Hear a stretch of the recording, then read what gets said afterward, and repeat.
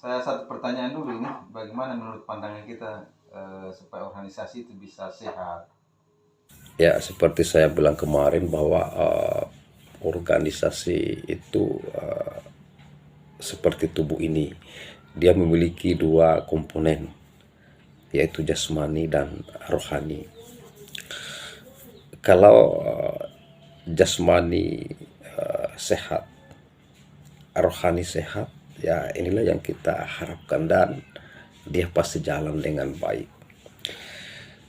Tetapi bisa dibayangkan kalau jasmani sakit, rohani sakit, memang lumpuh. Tetapi jika rohani sehat, kemudian jasmani ini sakit, kita masih bisa bertahan. Coba kita lihat Nabi Ayub. Nabi Ayub ini kan dia sakit jasmani saja. Bahkan dari bulu yang satu ke bulu yang satu di badannya itu penuh dengan penyakit. Tetapi beliau bertahan hidup. Bahkan 18 tahun penyakit itu. Bukan 1 atau 2 hari, tidak. Kenapa beliau bertahan? Karena rohaninya sehat.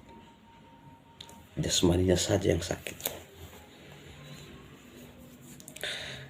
Kira-kira begitulah gambaran tubuh, gambaran organisasi kita ini. Katakanlah jasmani itu adalah anggaran dasar, anggaran rumah tangga, logo, stempel, struktur organisasi, kesekretariatan, dan lain-lain. Sementara rohani itu adalah penggeraknya, pengurusnya, perangkatnya. Kalau rohaninya, perangkatnya memiliki hati yang bijak, yang lapang, memiliki ketulusan,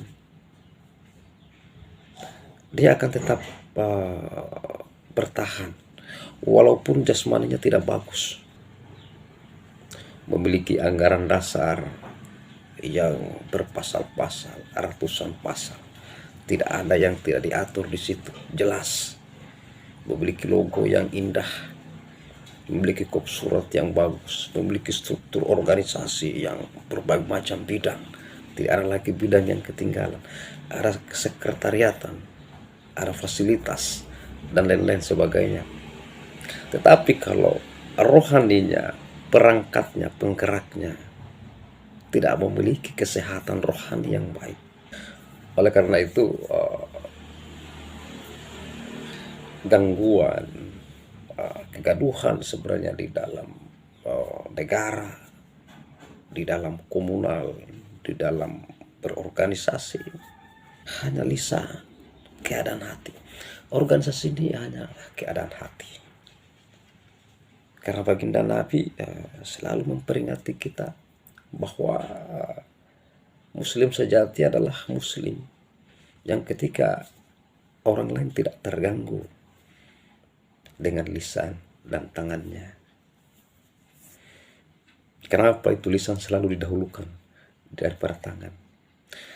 Karena lisan ini lebih dahsyat dari tangan.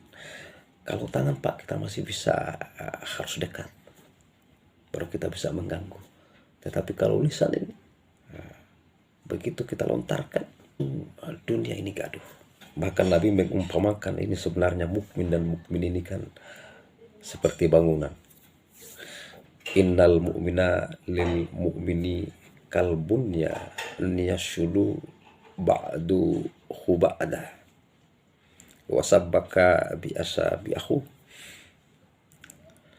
Sesungguhnya mukmin ini kan, mukmin antara mukmin dan mukmin yang lainnya itu seperti bangunan bersatu dan membentuk satu ikatan kekuatan. Batu, semen, pasir bersatu dan membuat satu ikatan yang sangat kuat. Lalu kira-kira solusinya apa kira-kira? Bagaimana? Saya kira sudah jelas. Hanyalah keadaan hati.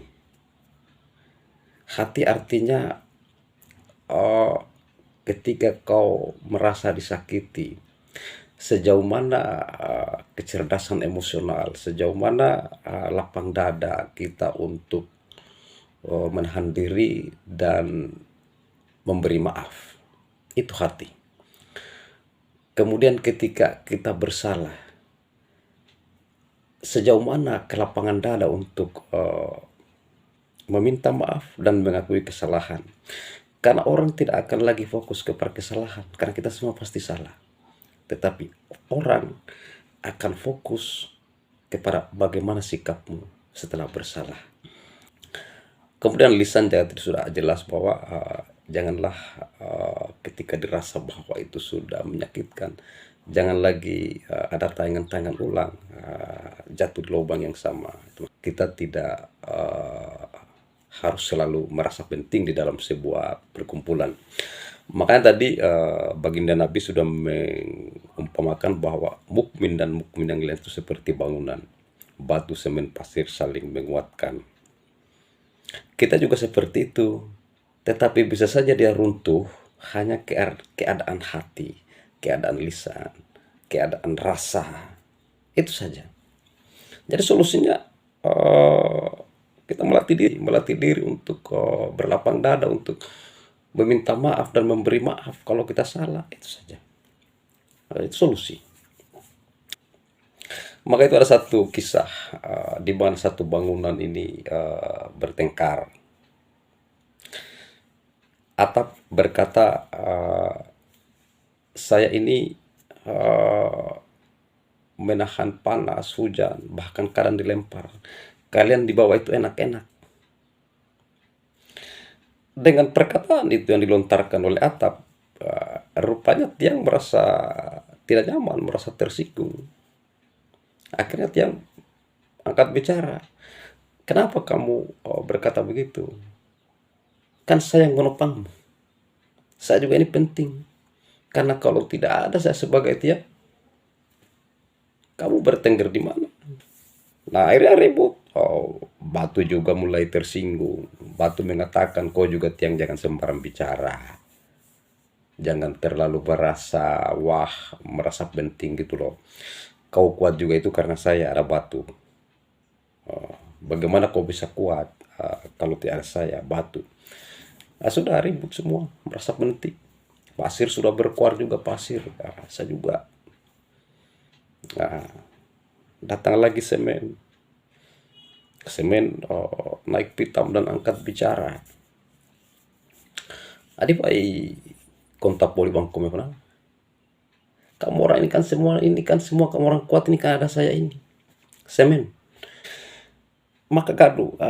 Inilah gambaran bahwa ketika rohani ini kan hati.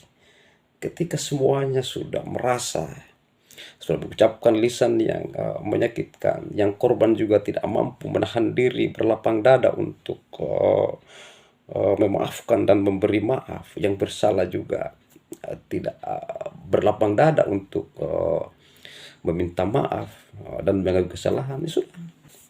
Karena itu perumpamaan baginda Nabi bahwa kita adalah seperti bangunan. Nah, ini dikuatkan lagi dengan hadisnya yang lain.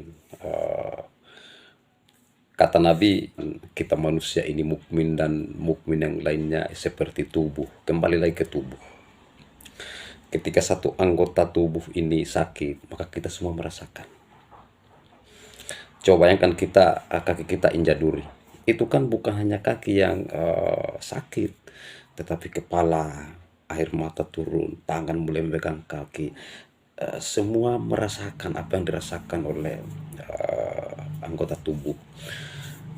Nah, ini gambaran bahwa ketika kita berkomunal, tentu juga harus kita merasakan apa yang dirasakan oleh teman-teman yang susah, kawan-kawan keluarga yang dalam keadaan susah. Kita harus merasakan itu. Kita melatih diri. Hanya memang di fenomena saat ini kan ya sangat mahal lah keadaan-keadaan begitu. Nah, sekarang ini sudah banyak penyakit SMS, susah melihat orang senang dan senang melihat orang susah. Nah kawan-kawan, terakhir saya ingin menyampaikan bahwa memang di dalam mengelola juga perkumpulan, kenapa baginda Nabi menganjurkan sholat berjamaah di masjid? Sebenarnya itu bukan hanya kita akan mendapatkan pahala yang banyak atau 27 kali lipat, tetapi yang paling penting kita harus bisa menangkap esensinya. Tentu banyak esensi di dalam sholat berjamaah di masjid. Salah satu esensi yang bisa kita petik adalah bagaimana sebenarnya kita belajar mengelola negara ini, mengelola negeri ini. Di sana panduannya, di sholat berjamaah di masjid. Ketika wali kota, gubernur terlambat datang, ya di belakang. Tidak ada fit di sini. Ketika pemimpin, ketika imam menyatakan A kita A, ketika dia sujud kita sujud, ketika dia ruku kita ruku, disiplin. Kita loyal terhadap pemimpin. Tetapi ketika pemimpin, ketika imam bersalah, itu sudah ada bagian-bagian yang akan menegurnya. Tidak lagi harus rame-rame. Kemudian ketika pemimpin, ketika imam, dia merasa salah yang kira-kira tidak bisa lagi diperbaiki oleh jamaah, ya dia mundur. Ketika dia mundur, ya di belakang atau wakil yang menggantikan. Tetapi fenomena hari ini kalau kita lihat di media, begitu para pemimpin-pemimpin kita yang bersalah, kita lihat ada demonstran bakar ban hanya untuk berteriak mundur, memuat sound system di track, menggelegar, berteriak mundur. Tapi kadang tidak juga membuahkan hasil, dia juga tidak mundur. Karena itu Allah Subhanahu wa Ta'ala juga senantiasa mengingatkan kita di dalam berbagai firman-Nya tentang pentingnya persatuan ini. Kata Allah, waqtasimu bihablillah jami'an wa la tafarraqu wazkuru nikmatallahi alaikum iz kuntum a'da fa'allafa baina qulubikum fa asbahtum binikmatihi ikhwana. Berpegang teguhlah kalian semua kepada tali agama Allah. Janganlah bercerai-berai. Ingatlah akan nikmat Allah yang diberikan kepadamu. Kalau pada masa jahiliyah kalian bermusuh-musuhan, sekarang Allah mempersatukan hatimu.